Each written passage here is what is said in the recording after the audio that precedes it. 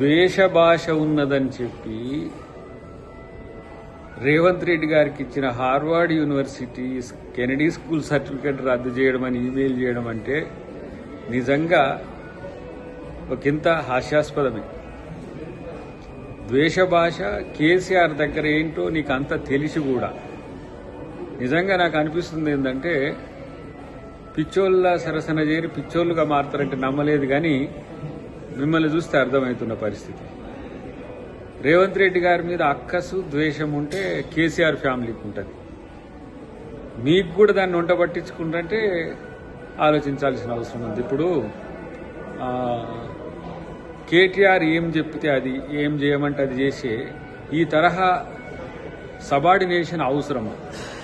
ఎవరో రాజకీయంగా అవకాశాల కొరకు వెంపర్లాడేటోళ్ళు ఏదో అలాంటివి చేస్తారంటే ఆ స్థితికి ఆర్ఎస్ ప్రవీణ్ కుమార్ కూడా మిత్రుడు చేరిండంటే ఒక ఇంత హాస్యాస్పదం అనిపిస్తున్నది.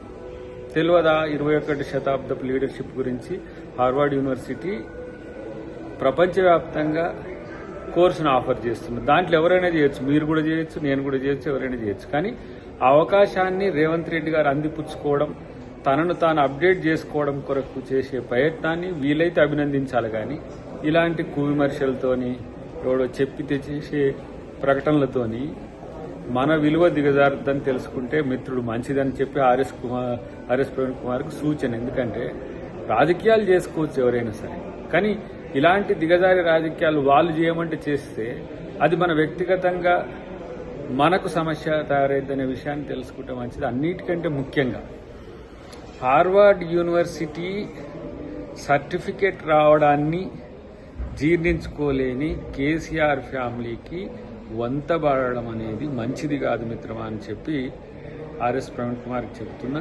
ప్రత్యేకించి ఈ పరిస్థితిని మీకెందుకు వచ్చిందో కూడా మాకు అర్థమవుతున్న పరిస్థితి. అంటే వాళ్ళు ఏం చెప్తే అది చేయాలి, అట్లా ఏం చెప్తే అది చేయాలనే పరిస్థితిలో మన వ్యక్తిగత విలువలను కూడా తాకట్టు పెట్టాల్సిన అవసరం లేదు.